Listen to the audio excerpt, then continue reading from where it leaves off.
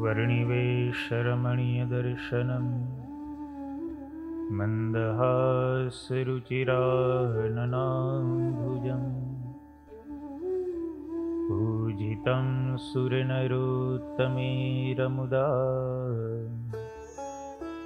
धर्मनन्दनमहं विचिन्तये।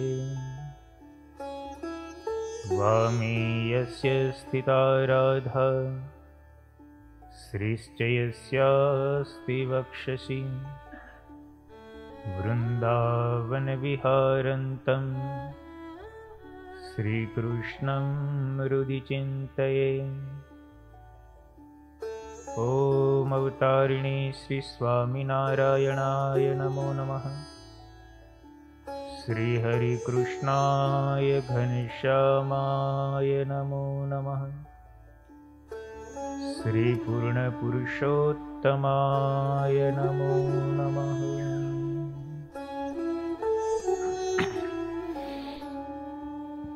सर्वावतारी पूर्ण पुरुषोत्तम भगवान श्री स्वामीनारायण, परम पूज्य सद्गुरु महंत मोहन प्रसाद दास जी स्वामी, परम पूज्य सद्गुरु शास्त्री कृष्ण जीवनदास जी स्वामी, सर्वे वंदनीय वाला भक्तों ने भावથી જય સ્વામિનારાયણ।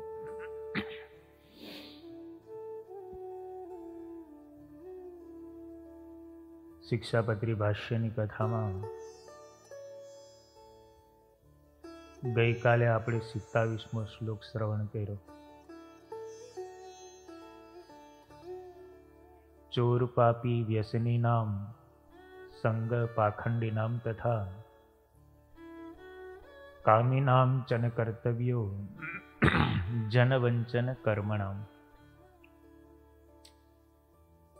चोर पापी व्यसनी पाखंडी कामी तथा किम्याए करीने ठगनारो एवो जे मनुष्य होय एमनो क्यारेय पण अमारा आश्रित भक्तजनोए संग करवो नहीं। આગળ મહારાજ 28ના શ્લોકની અંદર એવું કહે છે, ભક્તિમ વા જ્ઞાનમાલંબ્ય સ્ત્રી દ્રવ્ય રસલોલુભા પાપે પ્રવર્તમાના શિહુ કાર્યસ્તેષામ ન સંગમઃ।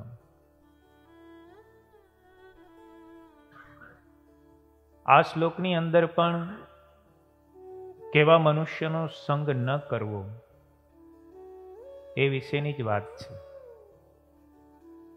પણ અહીંયા કંઈક થોડુંક વિશેષ છે।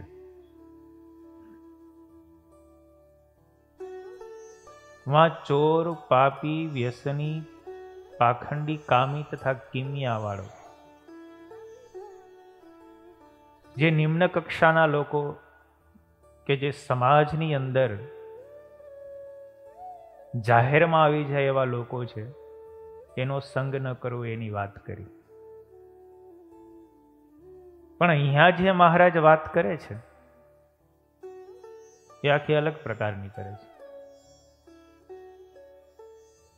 सफेद कपड़ा पहेरीने बैठा होय,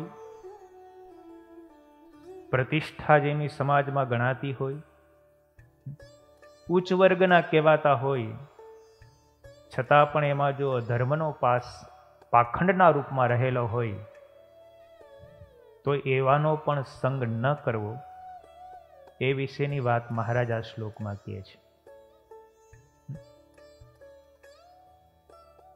महाराज के भक्तिम वा ज्ञानमालंब्य, भक्ति अने ज्ञाननु आलंबन करीने देखाड़े बहु भक्तिवान छे, देखाड़े बहु ज्ञानवान छे, ज्ञाननी बहु मोटी मोटी वातो करता होय, भक्तिनो बहु मोटो आडंबर देखाड़ता होय, नवधा भक्ति थी भरपूर छे एवुं आपणने देखातुं होय, पण अंदर खाने स्त्री द्रव्य अने रसास्वादने विषे अत्यंत आसक्त होय एवा मनुष्यनो पण क्यारे संग न करवो। उजड़ा कपड़ा वाळाथी पण ओळखी अने दूर रहेवुं एवी वात महाराज आ श्लोकमां कहे छे। મેલા કપડાવાળાથી તો આપણે બધા દૂર રહીએ જ છીએ, પણ ઉજળા કપડાવાળાને ઓળખી રાખવા, એ વાત મહારાજ અહીંયા બતાવે છે.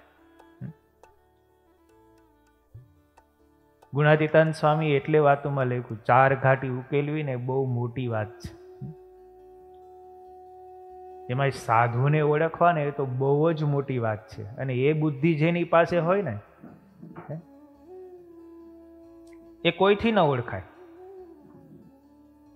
અને એ બુદ્ધિ પ્રાપ્ત કરવી એ તો સંત સમાગમ વિના પાછી થાય નહીં. મહારાજ વચનામૃતમાં એવું લખે, અમારે તો બધાએ સાધુ સરખા. મહારાજ કે એને અર્ધો વિમુખ જાણવો.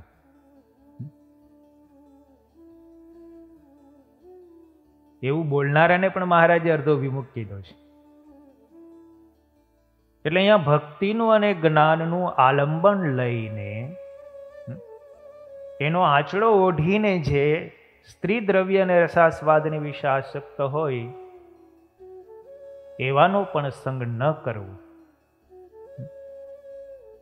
સમાજની અંદર સત્સંગમાં તમે જુઓ તો ઘણા એવા હરિભક્તો હોય, બહુ કથા વાર્તા કરતા હોય, પણ પાછળથી તમે અમુક વર્તન જુઓ તો સાધુમાં જ હોય એવું નથી. સત્સંગમાં પણ એવા ઘણા છે. તમે જ્યારે બારે ફરો, મોટા મોટા સિટીઓમાં જાઓ, શહેરોમાં જાઓ, આપણને લાગતા હોય બહુ મોટા એકાંતિક હરિભગત છે, પણ તમે વ્યવહાર જુઓ તો કેટલા એના કાન કાપી લીધા હોય, કેટલા એના રૂપિયા લઈ લીધા હોય, અને સભાની અંદર સૌથી આગળ બેઠા હોય, મોટા મોટા કૌભાંડો રચાતા હોય, કેટલાય બિચારા ગરીબ હરિભક્તોના પૈસાઓ લેવાઈ ગયા હોય. સભામાં સૌથી આગળ બેઠા હોય એટલે આપણને એમ લાગે, આને જુઓ તો કોઈ હરિભગત નથી. એવી સત્સંગની વાતો કરતા હોય, જાણે કે એમને જ સત્સંગનો મહિમા છે. પણ એમને તમને એમનો વ્યવહાર જુઓ. શું કામ? એને દ્રવ્યમાં આસક્તિ છે. એટલે ભક્તિ અને જ્ઞાનનું આલંબન લઈ અને સ્ત્રી દ્રવ્ય અને રસાસ્વાદમાં આસક્ત હોય એવા મનુષ્યને પણ ઓળખવાનો અને એમનો પણ સંગ નહીં કરવાની વાત શ્રીજી મહારાજ આ શ્લોકમાં કહે છે. સમાજમાં આવું બહુ જોવા મળે છે. આનાથી બધા પરિચિત જ છે, કારણ કે બધાને ક્યાંક ને ક્યાંક કોઈક ને કોઈક જગ્યાએ અનુભવ થઈ જ જતો હોય. એટલે એને પણ ઓળખીને, પણ સમાજ કેવો છે અત્યારનો તમે જુઓ ને, ન ગમતું હોય, ન કરવું હોય, છતાં પણ ગમતું રાખવું પડે અને કરવું પડતું હોય. આપણે જો નહીં કરીએ તો આપણું કોઈ ભાવ પૂછશે નહીં, આપણી કોઈ પ્રતિષ્ઠા જળવાશે નહીં. પોતાની પ્રતિષ્ઠા જળવા માટે પણ અધર્મનો સાથ આપતા હોય. ખરાબ માણસની એને સહિયારા બનતા હોય, ખરાબ માણસને પણ સપોર્ટ આપતા હોય. શું કામ? એને કારણ કે એને બધા લોકો ઓળખે છે ને. આપણે જો એના ભેગા નહીં ભળીએ તો આપણને કોઈ ઓળખતું નહીં થાય. પોતાની ઓળખાણ વધારે થાય એટલા માટે થઈને આપણે ઓળખતા હોઈએ તો પણ ખરાબ માણસના સંગમાં આપણે રહીએ છીએ. એ મોટો હરિભગત કહેવાય, એને આપણે વધારે રાખવું જોઈએ, પણ પાછળથી પાછી નિંદા જ કરતો હોય એની. પણ બાહ્ય દેખાવ તો એવો જ કરે કે જાણે કે હરિભગતની સાથે આને લગાવ જ ન હોય. પણ મહારાજે એવાનો સંગ કરવાનો અહીંયા નિષેધ કરેલો છે. એટલે મહારાજ કહે છે કે ભક્તિનું અને જ્ઞાનનું આલંબન લઈ અને સ્ત્રી દ્રવ્ય અને રસાસ્વાદની વિશે આસક્ત હોય, અતિશય લોલુપ થકા વર્તતા હોય, મહારાજે એવો શબ્દ લખ્યો, અને પાપને વિશે પ્રવર્તતા હોય એવા મનુષ્યનો પણ ક્યારેય સંગ ન કરવો. સતાનંદ સ્વામી ભાષ્યની અંદર અન્ય શાસ્ત્રોની સાંખ લઈને આ શ્લોકની પુષ્ટિ માટે પદ્મપુરાણની સાંખ લખતા એવું કહે છે, નામનો બલાદ્યસ્ય ચ પાપ બુદ્ધિર ન વિદ્યતે તસ્ય યમેર વિશુદ્ધિ. જે માણસને નામના બળથી પાપ બુદ્ધિ થાય છે તેની યમથી પણ શુદ્ધિ થતી નથી. માણસની બુદ્ધિ એવી હોય, કંઈ પણ પાપ કર્મ કરે ને પછી એની પાછળનો બીજો વિચાર એ કરે, શાસ્ત્રોની અંદર ભગવાનના નામનું બળ બહુ લખ્યું છે. એકવાર સ્વામિનારાયણ એવું નામ લ્યો ને, અનંત જન્મના તમારા પાપ બળી જાય. તો આ જન્મમાં પાપ કરેલા બળે એમાં શું? માટે કરો, કંઈ વાંધો નહીં, એકવાર સ્વામિનારાયણ નામ લઈ લેશું. સવાર સાંજ 5 માળા લઈ કરી લેશું. ઠાકોરજીને થાળ કરાવી દેશું. કારણ કે નામનો મહિમા તો અજોડ છે. કાળા નાગનું ઝેર ઉતરી જાય એમ લખ્યું ગુણાતીતાન સ્વામી. કદાચ ક્યાંક વ્યભિચાર થઈ જાય, કદાચ થોડુંક દારૂ પીવાઈ જાય, કદાચ કોઈકનું દ્રવ્ય લેવાઈ જાય તો નાના 2-4 પાપ થઈ જાય, એમાં શું વાંધો? ભગવાનનું એકવાર નામ લઈએ તો અનંત જન્મના પાપ બળી જાય એમ શાસ્ત્રોમાં લખ્યું છે. શાસ્ત્રના વચન તે કઈ થોડા ખોટા કહેવાય? એવી રીતે નામના મહિમાનું બળ લઈ અને પાપ કર્મને કરે. માણસ કે એવાનો પણ સંગ ન કરવો. એટલે કે નામનો ઓથ લે, ભક્તિનો ઓથ લે. ભગવાનનો એકવાર જેને સ્પર્શ થયો, અરે સાધુનો એકવાર જેને સ્પર્શ થયો, એનું તો બધું જ બળી ગયું. અરે ગમે એટલા જીવનમાં પાપ કર્યા હોય, એકવાર આપણે વર્તમાન ધરાવી લઈએ ને કંઠી પહેરી એટલે બધા પાપ ગયા. આવું બળ લઈ અને જે પાપ કર્મને કરતો હોય તો મહારાજ કે એનો પણ સંગ ન કરવો. વળી પંચરાત્ર શાસ્ત્રની અંદર એવું લખ્યું છે, નામના બલાચ પાપાની એ કુર્યુસ્તે અપરાધી ના. નામનું બળ લઈને જે પાપ કર્મ કરે છે ને એના જેવો તો કોઈ અપરાધી નથી. ગીતામાં પણ લખે છે, જ્ઞાનાગ્નિ સર્વકર્માણી ભસ્મસાત કુરુતે તથા. શ્રી કૃષ્ણ ભગવાન અર્જુનને કહે છે, જ્ઞાન રૂપી અગ્નિ જ્યારે પ્રગટ થાય ને ત્યારે બધા જ પાપ બળીને ભસ્મ થઈ જાય. એટલે જ્ઞાનનો આંચડો ઓઢીને જે પાપ કર્મને વિશે પ્રવૃત્ત થાય છે એવાના સંગથી મહારાજ કે દૂર રહેવું. શ્રીજી મહારાજ ગરડા પ્રથમ પ્રકરણના 77મા વચનામૃતમાં પણ વાત કરે છે. મહારાજ કે એક સાધુએ, ત્યાં એક મુનિ એવો શબ્દ વાપર્યો, એક મુનિએ અણસમજણે કરીને ભગવાનના નિશ્ચયનું બળ લઈને ધર્મને ખોટા જેવા કરવા માંડ્યા. ભગવાનની ભક્તિ, ભગવાનનો નિશ્ચય, ભગવાનનું જ્ઞાન, એનું બળ લઈને ધર્મને ખોટા કરવા માંડ્યા. એ શ્રીજી મહારાજ કે ભગવાનની મોટાઈનો ઓથ લઈને ધર્મને ખોટા કરે ને એને તો અસુર જાણવું. મહારાજે એવો શબ્દ પ્રથમ પ્રકરણના 77મા વચનામૃતમાં લખ્યો. જેને ભગવાનનો નિશ્ચય હોય તેના હૈયામાં તો પ્રભુના કલ્યાણકારી ગુણ જરૂર આવે. અને જ્યારે પ્રભુના ગુણ સંતમાં આવે ત્યારે તે સાધુ 30 લક્ષણ યુક્ત હોય. માટે આજથી જે કોઈ મહારાજ કે પંચવર્તમાન રૂપી જે ધર્મ તેને મૂકીને જ્ઞાનનું અને ભક્તિનું બળ લેશે, મહારાજ કહે તો ગુરુદ્રોહી છે, વચનદ્રોહી છે. અને એવી ધર્મ વાત જે કરતો હોય ને મહારાજ કે એનો તો વિમુખ જાણવો. ભક્તિનું અને જ્ઞાનનું બળ લઈને, નિશ્ચયનું બળ લઈને ધર્મને જે ખોટા કરવા માંડે છે, મહારાજ એને ગુરુદ્રોહી અને વચનદ્રોહી કહ્યો છે.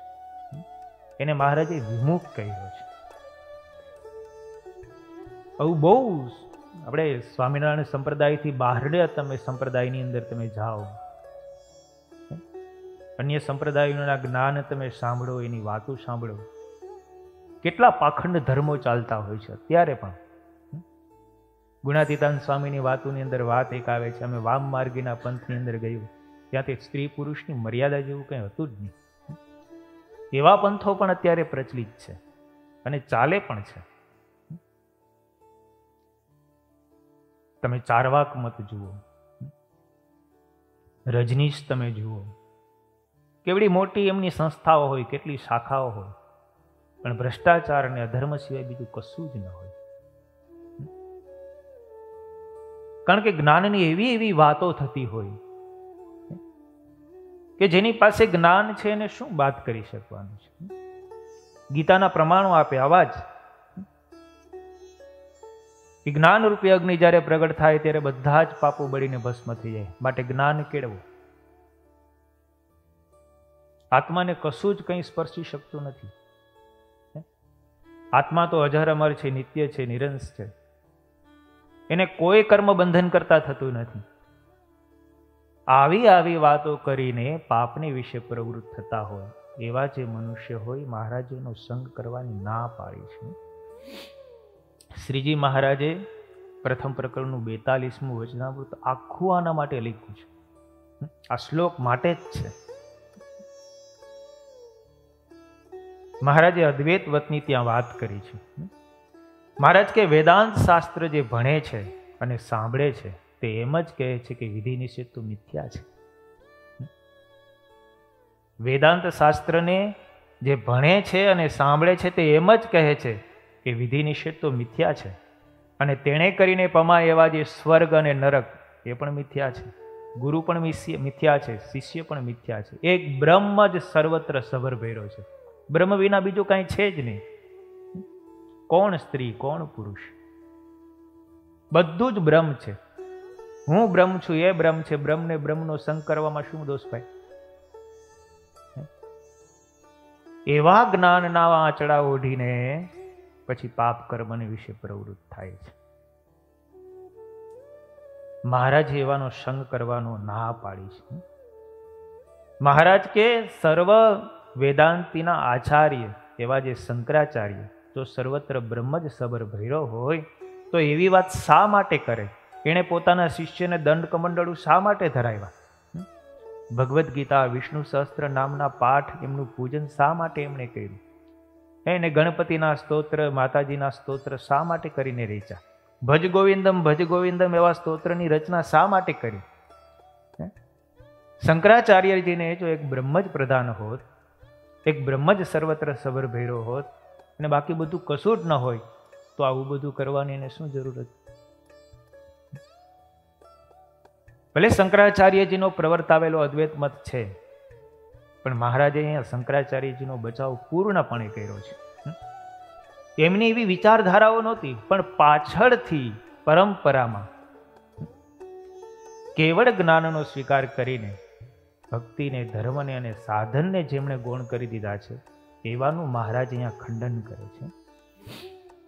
મહારાજ કે શંકરાચાર્યજીએ નિરાકારપણે ભગવાનનું પ્રતિપાદન કર્યું છે અને એક બ્રહ્મ જ સર્વત્ર સબર ભર્યો છે વાત કરી છે. તો મહારાજ કે શંકરાચાર્ય એવી સ્થિતિએ રહીને અને બોલ્યા છે માટે એ વાત કરી છે.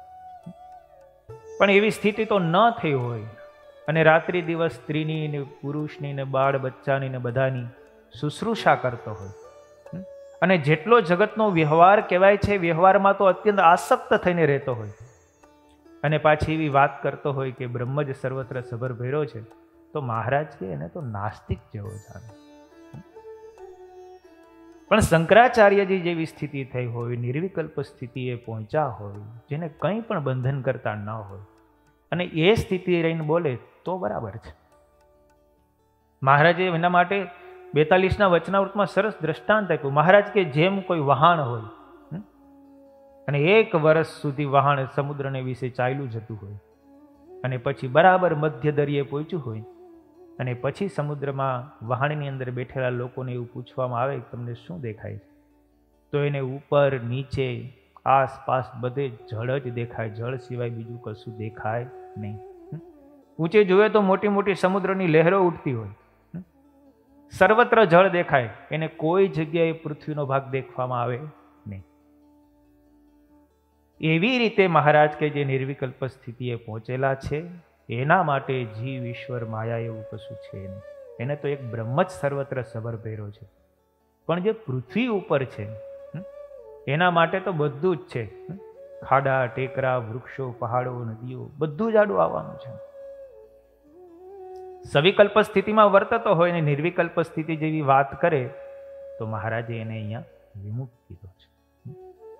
એટલે મહારાજ કે સ્ત્રીની ને પુત્રની શુશ્રૂષા કરતો હોય, જગતનો જેટલો વ્યવહાર હોય એને તો સાવધાન થઈને કરતો હોય અને એક બ્રહ્મ સર્વત્ર ભૈરો છે એવી વાત કરે, મહારાજ કે એવાનો સંગ ન કરવો, એવાના સંગથી હંમેશા દૂર રહેવું. આ સંગ ઓળખવો છે ને બહુ કઠણ છે. પાપીનો સંગ ન કરીએ આપણે, કામીનો સંગ ન કરીએ, લોભીનો સંગ ન કરીએ, અહંકારી મનુષ્યનો સંગ પણ કદાચ ત્યાગ કરી દઈએ, પણ સફેદ કપડાં પહેરીને બેઠા હોય એવાનો સંગનો ત્યાગ કરવો ને બહુ કઠણ છે. એટલે મહારાજે અહીંયા એવાના સંગનો ત્યાગ કરવાની વાત કરી. વળી મહારાજ કેવું કહે છે, અને જો એવી રીતના જ હોય અને સર્વત્ર બ્રહ્મ સભર જ ભર્યો હોય અને કંઈ પણ કર્મ કરવાથી પાપ ન લાગતું હોય તો મહારાજ કે ઋષભદેવ ભગવાનના પુત્ર એવા જે જળ ભરતજી એ મૃગલામાં કેમ બંધાણા? એને મૃગલામાં આસક્તિ શા માટે થઈ? અને એને મૃગને પેઠે શું કામ એને જન્મ લેવો પડ્યો? અને એ શ્રી કૃષ્ણ ભગવાનની સાથે વ્રજની ગોપીઓએ પ્રેમ કર્યો અને એમાં આસક્ત થઈ તો ગોપીઓ બધું નિર્ગુણપણાને પામી ગઈ. ભગવાનમાં આસક્તિ કરે તો નિર્ગુણ ભાવને પામે અને મૃગમાં આસક્તિ કરે તો મૃગને આકારે જન્મ લેવો પડે. જો આસક્તિ કરવાથી સર્વત્ર બ્રહ્મ સબર જ ભર્યો હોય, ગમે તેની સાથે ગમે તેવી રીતે વિહાર કરો ને તમને કંઈ ન થતું હોય તો જળ ભરત જેવા ને પણ મૃગને આકારે જન્મ કેમ લેવો પડ્યો? સ્ત્રીઓ પુરુષને વિશે હેત કરે, પુરુષ સ્ત્રીઓને વિશે હેત કરે, એનાથી કઈ નિર્ગુણ ભાવને પમાતું નથી. એ તો નિર્ગુણ એવા જે શ્રી કૃષ્ણ ભગવાન એની વિશે તમે પ્રેમ કરો તો નિર્ગુણ ભાવને પામો, નહીતર નિર્ગુણ ભાવને ન પામે. એટલે એવી રીતે જે જ્ઞાનનો આંચડો ઓઢીને જે બેઠા હોય, મહારાજ કે એવાના સંગનો ત્યાગ કરો. એવાનો સંગ ક્યારેય પણ ન કરવો. એટલે લેખું શાસ્ત્રોની અંદર, કામ ક્રોધ અને લોભાદિક અંતઃશત્રુ વશ હોય તો પણ જે યથેચ્છ આચરણ કરતો હોય તો એ પણ ભ્રષ્ટ થયા વગર રહે. કદાચ કામ ક્રોધ અને લોભને પણ વશમાં કરી લીધા હોય એવો મનુષ્ય હોય, પણ પોતાની ઈચ્છામાં આવે એમ વર્તતો હોય ને તો પણ એ ભ્રષ્ટ થયા વગર રહે. એ તો શાસ્ત્રે કહ્યા એવા જે નિયમ, એ નિયમમાં વર્તે ને તો જ ભ્રષ્ટ ન થાય. બાકી તો વશિષ્ઠ જેવા મુનિ હોય ને તો પણ દ્રવ્યમાં આસક્ત થઈ અને ભ્રષ્ટ થાય. મહારાજે લખ્યું કે એને ઉર્વશીના કુખે જન્મ ધારણ કરવો પડ્યો અને પશુ પક્ષીની યોનિને પ્રાપ્ત થયા. એવાને પણ જો એમ થતું હોય તો બીજાની ક્યાં વાત કરવી? માટે ક્યારેય પણ વિધિ નિષેધ મિથ્યા નથી, ખોટા નથી, એ સત્ય જ છે. મહારાજે પ્રથમ મધ્ય પ્રકરણના 6 વચનામૃતમાં પણ લખ્યું, ગંગાજીનું પાણી ને બીજું પાણી એને જે સરખા કહે છે, શાલિગ્રામને બીજા પથ્થરને જે સરખા કહે છે તો યવન સરખા જીવ કે. પણ જે સત્પુરુષ છે તો વિધિ નિષેધને સત્ય માને છે. મહારાજે નાના નાના સંતોને પૂછ્યું કે આનું શું છે? નાના નાના સંતોએ કીધું કે વિધિ નિષેધ સાચા છે અને જો સાચા ન હોય તો સ્વર્ગ નરક કોને માથે કહેવાય? માટે વિધિ નિષેધ તો સત્ય છે, એ ખોટા નથી અને એ પાળવા જ જોઈએ. જ્યાં સુધી શરીર આપણું છે ને ત્યાં સુધી વિધિ નિષેધનો સ્વીકાર કરવો જ પડે. જો વિધિ નિષેધનો સ્વીકાર ન કરીએ અને જ્ઞાનનું ને ભક્તિનું આલંબન લઈને વિધિ નિષેધને મિથ્યા કરીએ તો મહારાજ કે એવાનો સંગ ન કરવો. મહારાજ વન વિચરણ કરતા કરતા સેતુબંધ રામેશ્વર પહોંચ્યા. હરિલામૃતની અંદર બહુ કથા સરસ છે. પછી 2 મહિના સુધી સેતુબંધ રામેશ્વરમાં રહ્યા. મહારાજ ત્યાંથી આગળ ચાલ્યા. આગળ ચાલતા મહારાજને 4 દિવસના ઉપવાસ થયા. પછી પરબોડિયાની સિંગ મળી, 4 સિંગ લઈને મહારાજે શેકીને શાલિગ્રામને ધરાવી પોતે જમ્યા. પછી ત્યાંથી મહારાજ આગળ ચાલ્યા. ગાઢ જંગલ આવ્યું. 4 દિવસ સુધી મહારાજ ચાલ્યા, ક્યાંય જળ કે અન્ન કશું મળ્યું નહીં. મહારાજનું શરીર એકદમ શિથિલ થઈ ગયું. બ્રહ્મચારીને 5મા દિવસે એક વૃક્ષની બાજુમાં કૂવો હતો, એ જોવામાં આવ્યો. મહારાજ ત્યાં ગયા અને પાત્ર દ્વારા કૂવામાંથી જળ બહાર કાઢ્યું, શાલિગ્રામને પાયું તો શાલિગ્રામ પાણી બધું પી ગયા. વર્ણિરાજે જોયું કે કઠારી તૂટેલ તો નથી ને, પણ એ તો સાજી દીઠી. પછી વારે વારે પાણી સિંચીને પાયું, બધું જ પાણી પી ગયા નીલકંઠ બ્રહ્મચારી વિચાર કર્યો કે આટલું બધું પાણી પી ગયા તો ભૂખ પણ લાગી હશે. પોતાની ચિંતા ન કરી, પણ શાલિગ્રામ ભગવાનની ચિંતા કરી. એમ ભક્ત ચિંતામણીમાં લખ્યું છે. પછી નીલકંઠ બ્રહ્મચારી વિચાર કરે છે, એમાં ભગવાન શંકર અને પાર્વતી કોઠિયા ઉપર બેસીને કાપડીના વેશની અંદર આવ્યા અને પછી મહારાજને સાથવો જમાડ્યો. મહારાજે શાલિગ્રામને ધરાવીને સાથવો જમ્યા. ભગવાન શંકરે પછી સ્તુતિ કરી. નીલકંઠ બ્રહ્મચારીએ પણ ભગવાન શંકરની સ્તુતિ કરી અને વર માંગ્યો કે મને કામ ક્રોધાદિક લોભ ક્યારેય પણ નડે નહીં એવું તમે મને વર આપો. ભગવાન શંકરે આપ્યું, પણ તમે કનકકાંતાએ કરીને ક્યારેય બંધાશો નહીં એવું વર. સૂર્ય ભગવાને પણ એવું વરદાન આપ્યું. એટલે મહારાજ પછી ત્યાંથી શંકર ભગવાનનો ભાવ સ્વીકાર કરીને આગળ ચાલ્યા. એમાં રાત્રિના સમયે મહારાજની નજરમાં એક વડ આવ્યો અને વડ નીચે બહુ મોટા જોગી બેઠા હતા. અલ્લામૃત ગ્રંથની અંદર એને દુધાધારીનું આખ્યાન કહે છે. મારે તમને જે આ વાત કરવી છે ને, કે ધર્મનું, ભક્તિનું અને જ્ઞાનનું આલંબન લઈ અને પાખંડ કરતા હોય, સ્ત્રી દ્રવ્ય અને રસાસ્વાદને વિશે આસક્ત હોય એવા મનુષ્યનો સંગ ન કરવો, એના વિશેનું આ સચોટ દ્રષ્ટાંત છે. પછી મહારાજ, રાત્રિનો સમય થઈ ગયો હતો. ગામ 4 ગામ જેટલું દૂર હતું. ગામથી 4 ગામ દૂર જંગલમાં વડલા નીચે આ દુધાધારી બાવો બેઠો હતો. ખાલી કોપીન પહેરેલી ને આખું શરીર ભભૂતિથી રંગેલું હતું. રાખ ચોપડેલી હતી અને લઠમ લઠ હતો. મહારાજે ત્યાં જઈને પ્રણામ કર્યા. મહારાજે કીધું કે અમારે અહીંયા રાત રોકાવું છે. બાવો કે ગાવ 4 ગાવ દૂર છે, તમે જતા રહ્યો, અહીંયા જંગલ છે, વાઘનો ભય છે, અહીંયા રોકાવાય નહીં. દુધાધારી બાવો કેવો હતો, વિહારીલાલજી મહારાજે એનું બહુ સરસ વર્ણન લખ્યું છે. વાલમ વિચેરા ત્યાં થકી આવ્યો ઝાડી તણો કાંઈ પારે, ગામ રહ્યું ગાવ 4 ત્યાં મોટા સિદ્ધ દીઠા તે ઠારે. 4 ગાવ દૂર હતું ને ગામ, ત્યાં મહારાજે એક મોટા સિદ્ધને જોયા. દુધાધારી એક છે, અન ફળ ન કરે આહારે, બાવ દિશાએ જાય નહીં નવ રહે વસ્તી મુઝાર. લોકો એવી બધી વાતો કરતા, બાવો દિશાએ જતો નથી અને વસ્તી મુઝાર પણ ક્યારેય જતો નથી. એટલે લોકો તેની માનતા કરવા માટે આવતા.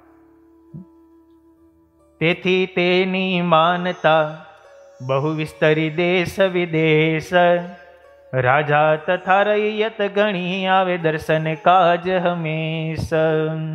રાજા ને પ્રજા બધા એના દર્શન કરવા માટે આવે ને એની માનતાઓ થાય. એવો બાવાએ ઢોંગ ઉભો કર્યો. એવું ભક્તિનું ને જ્ઞાનનું એવી વાતો કરતો. ભેટ ધરે જન ભાવથી બાવા આગળ ધન ને ધાન, શિષ્ય કહે એથી પાડીએ અમે ચકલીઓ ને શ્વાન. જે કઈ બાવા આગળ મૂકે ને એનું બધું લઈ અને પછી ચણ ને નાખીને અમે આ ચકલીઓ ને શ્વાન ને કૂતરાનું બધું અમે પાડીએ છીએ. ધર્માદો પણ કરે છે બધા. બાવે મુનિવ્રત મુખ ધર્યું, નવ બોલે કદી એ બોલ, શિષ્ય તેના 60-8 તે એવું કહી વધારે તોલ. અને 7-8 શિષ્યો રાખ્યા બાવાએ અને એનો મહિમા ખૂબ ગાય. અમારા મુનિ બાવા છે, કંઈ બોલતા નથી, રાત્રે બધું બકબક કરી નાખે, દિવસ આખો મૌન રહે છે. રાત્રે તો કોણ જોવા જવાનું છે ભાઈ? કપટ કોઈ ના કરી શકે, ઘણા ભોળા જન ભોળે વાય, ઉપજ તેને તે થકી નિત્ય 7 રૂપિયા થાય. રોજના 100 રૂપિયાની આવક બાવાને. એનાથી એના શિષ્યોનું ચાલે અને બધું એનું ઘર વખરીને બધું થાય. પણ એ જે વડલો હતો ને, એ વડલા નીચે ભોયરું હતું. એ ભોયરાનું ઢાંકણું એની ઉપર આસન નાખી દે ને આસન ઉપર એ પછી બાવો બેહે. કોઈને ખબર પડે નહીં. અને બાવો તો મૌન વ્રત ધારી હતો કોઈની સાથે બોલતો નહીં, દિશાએ જતો નહીં, એટલે ત્યાં ત્યાં બેઠો રહેતો. રાત્રે જ બધી દેહની ક્રિયા પતાવી દે, આખો દી આસન જમાવીને બેસવાનું. વડતળે ઘણી ખોતરી કરી રાખ્યું ભોંયરું એક, અને આદિકયે માં ભરે વળી અવર વસ્તુ અનેક. અનુધન જે પણ કાંઈ આવે ને એના શિષ્યો ભિક્ષા લેવા માટે જાય ને જે કાંઈ લઈ આવે પૈસા બધું જ ભોંયરામાં મૂકી દે, અને બારે પછી ઢાંકણું ઢાંકીને અને બારે જોગીની જેમ બેસે.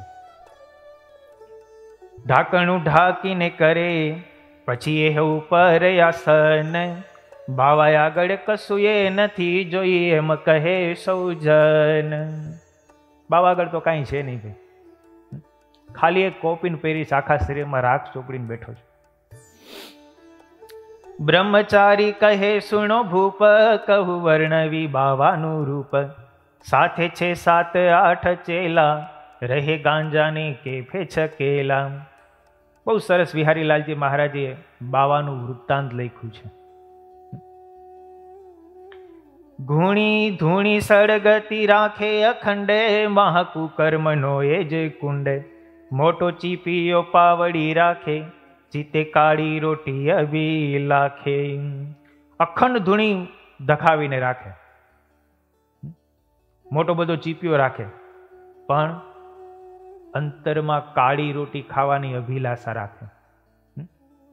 માલપુડા, માલપુડાનું સફેદ દાળ, દૂધપાક, એની ખાવાની અભિલાષા અહીંયા કે રાખે છે. પાડે કૂતરા 5 કે 7, વધે સ્નેહ તે જેમ સ્વજાત. પડી ત્યાં રહે ગાંજાની થેલી, વળી ત્યાં દિશે ચલમો ભરેલી. ગાંજો ભાંગ પીએ અને પાય, ઘણા વિપ્રયાથી વટલાય. રાતી આંખો બાવાની જણાય, બળીને કંઠે ઘોઘરો થાય. ગાંજો ભાંગ ને બધું પીવે અને જે કોઈ આવે એને પાછા પાય, અને જે વધારામાં વધારે ગાંજો પીવે ને વધારે મોટો ત્યાગી કહેવાય. આવી તો બધી છાપો ઊભી કરે. કોઈ એના જેટલું પી તો શકો, પી તો જુઓ એવી વાતો કરે. ગમે એટલો ગાંજો પી જાય તો પણ કંઈ થાય નહીં. આંખો લાલચોળ થઈ જાય, ખોખારા મારે પાછો. ઘણા ધૂમ્રના ગોટા ઉડે છે, જાણે વાદળા મેઘના એ છે. સારું માણસ ત્યાં જાય જેહ, નાકે વસ્ત્ર આડું ધરે તે. એવી તો વાસ મારતા હોય. સારો માણસ કોઈ જાય ને તો નાક આડો રૂમાલ રાખવો પડે, એવો તો ગંધાતો હોય. દિશે ઢોંગી તણો કેવો ઢંગ, ચોળી અધમણ રાખોડી અંગ. માથે દેખાય છે જતા મોટી, વાળે સાંધી વધારેલી ખોટી.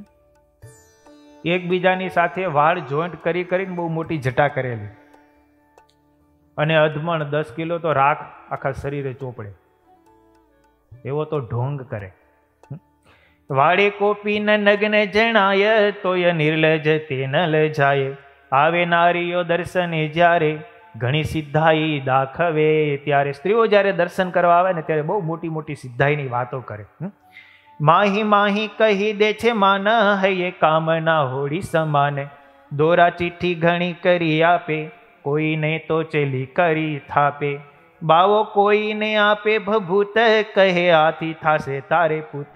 કહે પુરુષને મંત્ર હું જાપું, તારી નારીને વશ કરી આપું. એવી મોટી મોટી બડાઈની વાતો કરે. હું તને મંત્ર આપું, આ દાણા તું લઈ જા, તારો પુરુષ તને વશ થઈ જાય. પુરુષ આવે તો પુરુષને મંત્રીને દાણા આપે કે અલે આ મંત્ર દાણા તું તારી પાસે રાખ, તારી સ્ત્રી તને વશ થઈ જશે. આટલું જ જોતું હોય. અને બાવાનું ધતિંગ ચાલતું. સ્ત્રીઓ આવે તો માય માય કહીને બોલાવે, આવો માડી આવો માડી, પણ અંદર તો હોળીની કામનાઓ બળતી હોય. એવું વિહારીલાલજી મહારાજ લખે છે. બાવો કોઈને આપે ભભૂતિ, કહે આથી થાશે તારે પૂત. કહે પુરુષને મંત્ર હું જાપું, તારી નારીને વશ કરી આપું. કોઈને તો આપે જડી બૂટી, લે છે એમ ઠગી ધન લૂંટી. કોઈ કોઈને કિમિયો જાણું, એમ કહીને ઠગી લે છે નાણું. એવી જડીબૂટી ને બધું આપી અને એમની પાસેથી દ્રવ્ય પડાવી લે છે. ધન ભેગું કરવા માટેના અનેક કિમિયાઓ કરે છે. અને ક્યારેક ક્યારેક તો સ્ત્રીઓ બેઠી હોય ત્યારે કામરૂ દેશની બધી વાતો કરે કે 6 મહિના સુધી હું કામરૂ દેશની અંદર રહેલો છું, ત્યાંથી કામણ વિદ્યાને શીખીને આવ્યો છું. ગમે તેવો પુરુષ હોય એને હું મારા વશમાં કરી લાવું છું. માટે તમે બધા મને આસક્ત થાઓ, મારી સેવા પૂજા કરો, મારી પાસે દ્રવ્ય મૂકો, તો તમારી બધી જ મનોકામનાઓ પૂર્ણ થશે. તન મન ધન જે મને અર્પણ કરે છે ને, એની હું બધી જ સર્વ પ્રકારે રક્ષા કરું છું ને એની કામનાઓને પૂર્ણ કરું છું. આવી વાતો કરે. કહે સિદ્ધાઈની ગુરુની અપાર, થયા વર્ષ ગુરુને 1000. 7 વર્ષ સેવો ગિરનાર, સેવો આબુ વર્ષ 7 4. અને બાવાના શિષ્યો હતા ને, બાવાની બહુ મોટી વડાઈ વાતો કરે, મોટી મોટી. અમારા ગુરુ છે ને બાવાજી, એ તો 1000 વર્ષના છે. 100 વર્ષ તો એમણે ગિરનાર સેવો છે. 100 વર્ષ તો ગિરનારમાં રહ્યા.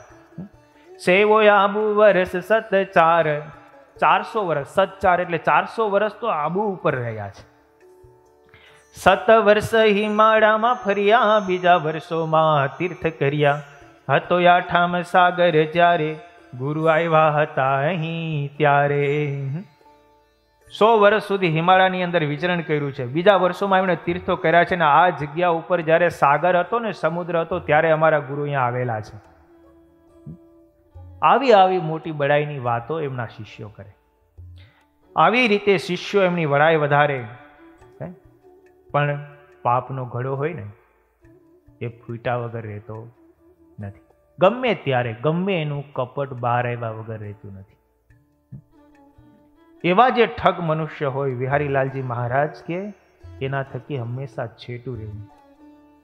નહીં કદી જડે કૂપ મધ્ય જાવું, વિહારીલાલજી મહારાજ લખે. નહીં કદી જડ પૂર મધ્ય જાવું, નહીં કદી બુદ્ધિ છતાય મૂર્ખ થાવું. નહીં ઠગ ગુરુથી કદી ઠગાવું, નહીં વિસનેય પિયુષ જાણી પાખાવું. જળનું પૂર હોય, નદી બે કાંઠે વહેતી હોય ને પછી એના વચ્ચે હું જઈને પડું, એ તો મૂર્ખામી કહેવાય. ક્યારે પૂરમાં વચ્ચે ન પડાય. અને બુદ્ધિ હોય છતાંય ક્યારેક મૂર્ખ ન બનાય. અને ઠગ ગુરુ હોય એવા ગુરુથી ક્યારેય ઠગાય નહીં. અને વિષ જાણી, વિષ હોય એનું કોઈ દી અમૃતની જેમ પાન કરાય નહીં. માટે એવાથી તો હંમેશા છેટું રહેવું. આવો દુધાવધારી બાવો નીલકંઠ બ્રહ્મચારી ત્યાં રહ્યા. કહ્યું કે મારે અહીંયા રાત્રિ રોકાવું છે. બાવાએ તો પેલા ના પાડી કે 4 ગાઉ દૂર છે, તમે જતા રહ્યો, અહીંયા વાઘનો ભય છે. પણ બ્રહ્મચારી કહે છે કે અમને કોઈનો ભય નથી, મારે અહીંયા રોકાવું છે. પછી નીલકંઠ બ્રહ્મચારીને ત્યાં આસન આપ્યું, રોકાણા. રાત્રિના સમયે નીલકંઠ બ્રહ્મચારી સૂઈ ગયા. બરાબર મધ્યરાત્રિ થવા આવી ને એટલા બધા બાવાઓ જાગ્યા. ઢાંકણું ખોલ્યું જ્યાં ગુરુજી બેઠા હતા અને ભોંયરામાં અંદર ઉતરા. સારી સારી રસોઈ બનાવીને પછી બધા જમવા લાગ્યા. અને પછી ગુરુજી એમના શિષ્યો બીજા 4 ગામની અંદર રહેતા હતા એને પણ બોલાવ્યા અને એને વાતો કરવા લાગ્યા. ગુરુજી કહે છે, સુતા શ્રી હરિ આસને જ્યારે, બાવે જાણ્યું તે ઊંઘા છે ત્યારે, ભોયરામાંથી સામાન લાવી, સારી રીતે રસોઈ બનાવી. શ્રી હરિ સુઈ ગયા પછી રસોઈ બનાવી, બધું ભોયરામાંથી સામાન લાવીને. તેના શિષ્યો બીજા જણે 4, વિપ્રવેશે તણો ધરનાર, દિવસે તો દિશે છે તે દૂર, રાતે આવે બાવાની હજૂર. 4 શિષ્યો રાખ્યા, ગામની અંદર ફરે, જે પણ કાંઈ ભિક્ષા આટન પૈસા બધું મળે ને એ લઈને બાવા પાસે આવે રાત્રે અને બધું બાવાને અર્પણ કરે. બાવો બધું હિસાબ પૂછે, કોણ કેટલું કેટલું શું શું લાવ્યા. ગામમાંથી જણસ લાવી દે છે, બાવો રાતે હિસાબ પૂછે છે. બેઠા જમવાને તે સૌ જ્યારે, બાળવર્ણીને બોલાવ્યા ત્યારે, પણ પાપીનો હાથનું અન્ન લેવા નાથ ન થયા પ્રસન્ન, તેથી જમવાની ના કહી દીધી, બાવે તાણ જાજી નવ કીધી. ભોજન તૈયાર થયું એટલે વર્ણિરાજને ઉઠાડ્યા, ચાલો જમવા. પણ મહારાજે કીધું કે આ પાપીના હાથનું ભોજન ખવાય નહીં. 12 ઢોંગ બતાવે છે અને રાત્રે ભોયરામાંથી સામાનને બધું કાઢી અને રસોઈ કરીને સારું સારું જમે છે. દિવસે લોકોને એવું કહે છે કે બાબા તો કંઈક જમતા જ નથી, દિશાએ પણ જતા નથી, આખો દિવસ બેઠા રહે છે, મૌન વ્રત ધારી છે. આવું જ્ઞાનનું ને ભક્તિનું તપનું આડંબર લઈ અને રસાસ્વાદમાં આસક્ત છે, દ્રવ્ય બધું ભેગું કરે છે. મહારાજે એવો સંગ કરવાની ના પડી. મહારાજ કે આવા પાપીના હાથનું અન્ન ક્યાં ખાવું? મહારાજે ખાવાની ના પાડી દીધી. ઓલા બાવાએ બહુ જાજો આગ્રહ ન કર્યો. બાવા જમતા કરે બહુ વાત, સુતા સાંભળે હરિ સાક્ષાત. કરે રોટી તો ખાની સકર સે, ઓર દુનિયા તો ખાની મકર સે. રોટી ખાવી તો ઘી ને સાકર ભેળવીને ખાવી, અને દુનિયાને લૂંટવી ને તો કપટથી લૂંટવી, બાકી એમને લૂંટાય નહીં. સીધા ચાલે તે તો ન પોસાય, વાકી આંગળીએ ઘી ચટાય. કડી જુગના છે લોક કઠોર, ઢોંગ વગર ન દે કબોર. કળિયુગના લોક બહુ કઠોર છે, ઢોંગ કરો નહીં તો એક બોર પણ તમને આપે નહીં. સીધી આંગળીએ કઈ ઘી ન ચાટી શકાય. ડબરામાં ઘી હોય ને તમે આમ બોળીને ચાટો તો કઈ હાથમાં આવે નહીં. તો વાકી આંગળી કરો તો ઘી આવે ને ઘી ખવાય ભાઈ, એમને એમ ખવાય નહીં. માટે લોકોને ઠગા સિવાય પૈસો મળે નહીં. આવી તો વાતો કરે. બ્રહ્મચારી સુતા સુતા બધું સાંભળે. ચંદ્ર બીજનો વાંકો જડાય, તેથી માન પામે ને પૂજાય. વાંકા થાવ ને તો તમે પૂજાવ, નહીતર પૂજાવ નહીં. તો બીજનો ચંદ્ર વાંકો છે તો પૂજાય છે, એવું તો દ્રષ્ટાંત આપે, વાતો કરે. બાવા ઉઠા કર્યા હાર, ગયા ગામ વિશે જણ ચાર. પછી બાવાએ બધાએ ખાધું પીધું અને 4 જણા ગામમાં ગયા. એક શેઠનું ઘર હતું, ખાતર પાડ્યું, દ્રવ્ય લઈને બધું આવ્યા, બાવાને બધું આપ્યું. નીલકંઠ બ્રહ્મચારી સુતા સુતા બધું જુએ અને ખાતર પાડ્યું છે, શેઠના ઘરનું આટલું બધું દ્રવ્ય લાવ્યા છે, આ ભોયરામાં બધું નાખ્યું છે. હવે જો પગેરું આવશે ને તો આપણે પકડાશું. સવાર મોજડું થાય ન થાય, 4 ઘડી બાકી રહીને મહારાજ રાત્રિના સમયે વહેલી સવારે સૂર્ય ઉગે તે પહેલા તો ત્યાંથી નીકળી ગયા કે હવે અહીંયા રહેવાય નહીં. ચોર ભેગા રહીએ તોય માર ખાવો પડે, ચોરીનું ધન જ્યાં હોય ત્યાં રહીએ તોય માર ખાવો પડે. બ્રહ્મચારીએ પાપી જાણી, અધર્મી જાણીને મહારાજ ત્યાંથી ભયા ગયા. આ બાજુ રાજાને ખબર પડી કે જે રાજને વિશે ચોરી થાય એ રાજા છે ને દંડાય, એ રાજાની આબરૂ ન કહેવાય. અને શહેરની અંદર શેઠને ત્યાં ચોરી થઈ અને મારા રાજ્યમાં ચોરી થઈ તો મારી આબરૂ જાય. કારભારીને કહ્યું કે અત્યારે ને અત્યારે તમે જાઓ માણસો લઈ અને જ્યાં ધન હોય ત્યાંથી પાછું લાવો. રાજાએ કારભારીઓને મોકલા અને પગેરું પછી આવ્યું. પછી પગીએ પગેરું ચલાવ્યું, તે તો બાવાની આગળ આવ્યું. પગી હોય એ ગમે ત્યાંથી શોધી કાઢે. આપણા જોબન પગી નહોતા, એ ગમે ત્યાંથી તમારે ધન લઈ આવે, એને ખબર જ હોય બધી. અને પગેરું બાવા પાસે આવ્યું. ભલો ડાયો હતો કારભારી, ઉપડાવી બાવાની પથારી. બાવા તો ઢોંગ કરતો હતો બધું. બાવા પાસે પગેરું આવ્યું કે અહીંયા જ ચોરના પગલા આ બાજુ આવ્યા છે. એ પગલાના ચિહ્ન હોય એ ચિહ્ન ચિહ્ન હેલા જાય અને જોતા જાય. પગેરું બાવો જ્યાં બેઠો તો ઓડલા નીચે પદ્માસન વાળીને ત્યાં આવ્યું. કારભારી બહુ હોશિયાર હતો. બાવાને કીધું ઊભા થાવ. બાવો ક્યાં કાંઈ નથી, હું તો અહીંયા તપસ્વી છું, બેઠો છું. અને બાવાએ ઊભો કર્યો અને પથારી ઉચકાવી. ભલો ડાયો હતો કારભારી, ઉપડાવી બાવાની પથારી. જટા તેની ખેંચાવી ત્યાં જ્યારે, સાંધે સાંધે છૂટા પડ્યા ત્યારે. એકબીજા સાંધા જોડી જોડીને મોટી જટા કરી હતી. કારભારીએ સૈનિકો પાસે બાવાની જટા ખેંચાવી તો સાંધે સાંધા નો ખાતી ગઈ. જીટા ભોયરા નથી મળ્યો ઘણો માલ, બાંધો બાવાને ત્યાં હાલ હાલ, બેડી પગમાં વળી પહેરાવી, પૂરા કેદ ખાનામાં લાવી.